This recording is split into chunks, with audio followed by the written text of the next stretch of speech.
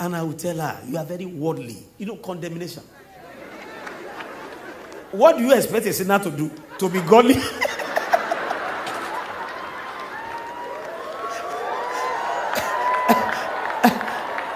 So I used to tell her, you are very worldly. You are very worldly. So we declare fasting and prayer. And I was fasting. So I went to Lagoon Front to be looking at the lagoon and be praying. And I saw this girl with another boy lying down. Lie down together. They are like boyfriend. I was grieving my spirit.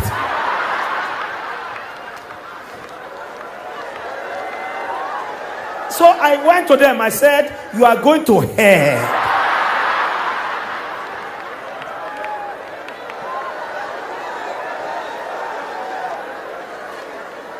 That was not from the Holy Spirit. That was from my spirit.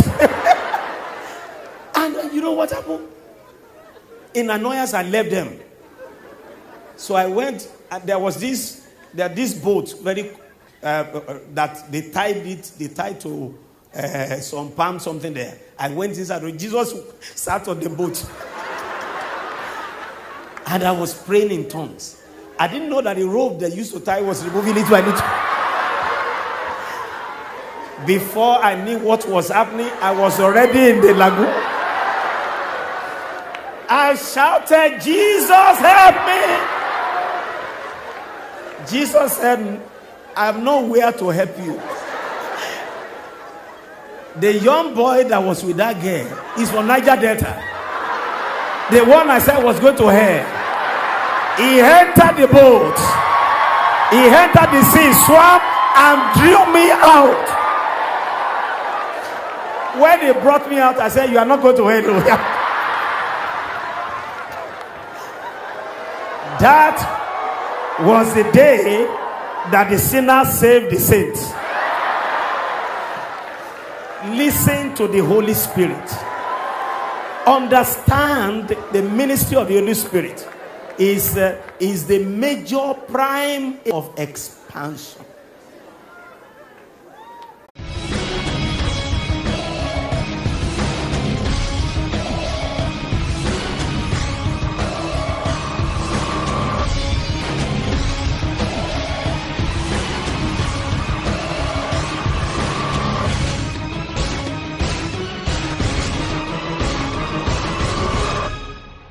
There are three sins you must run away from. Number one is called the sin of assumption.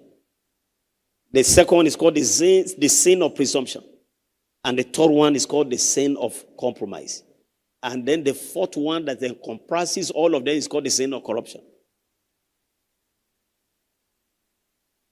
If you are going to be properly processed, you must take it. The first one, sin of assumption, taking God for granted.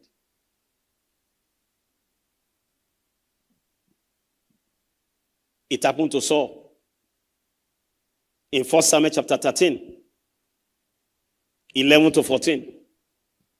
He was not supposed to do this. And Samuel said to Saul, what have you done? And Saul said, because I saw the people were scattered from me, and thou comest not within the days appointed, and the Philistines gathered themselves together at mismatch. Verse 12. Therefore said I, the Philistines will come down unto me to Gilgal, and have not made supplication of the Lord. I forced myself. That's an assumption. I forced myself, therefore I have a burnt offering. What was the answer of Samuel? Samuel told him, every time you fall into sin of assumption, you have done foolishly. You have done foolishly. Those of you who are pastors, and instructions are given to you, hook up. It's not forever. Hook up. Every time you violate that one, it's foolishness. It's sin of assumption. So that people will not go away. I want to show them I can also preach. Foolishness. Are you the know the people? It is the things he gives to us that we gather. We can't gather what he has not given us. You have done foolishly. Please watch the sin of assumption.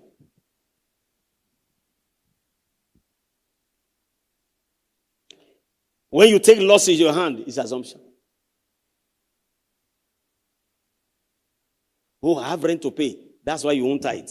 It's assumption. You have done foolishly. Oh, I saw somebody and that person is in problem. Oh, is in trouble. God even will understand. I love giving. So you now go and give your tithe to somebody who has one problem or the other. Are you the problem solver? He will show you better. You have done foolishly. The sin of assumption.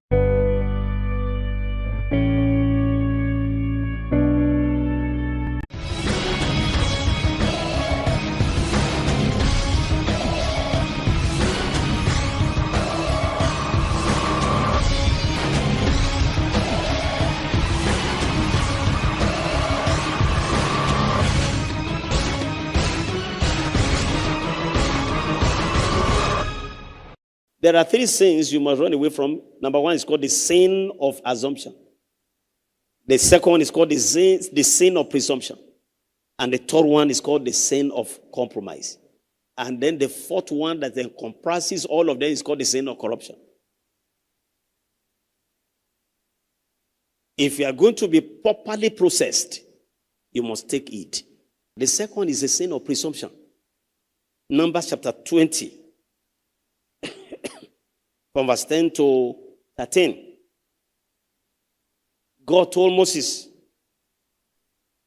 gather the congregation. Speak to the rock. So Moses and Aaron gathered the congregation together before the rock. And he said unto them, hear now, you rebels, must we fetch water out of this rock?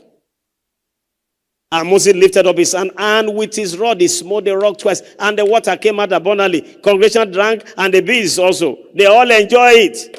But look at what God said.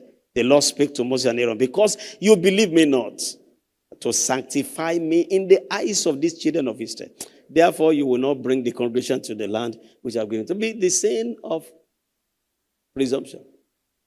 Don't be presumptuous. If you're a spiritual person, you are dealing with God. Face that God. Don't let men make you to offend God. Don't love whatever they are saying to make you to offend God. Face where you are.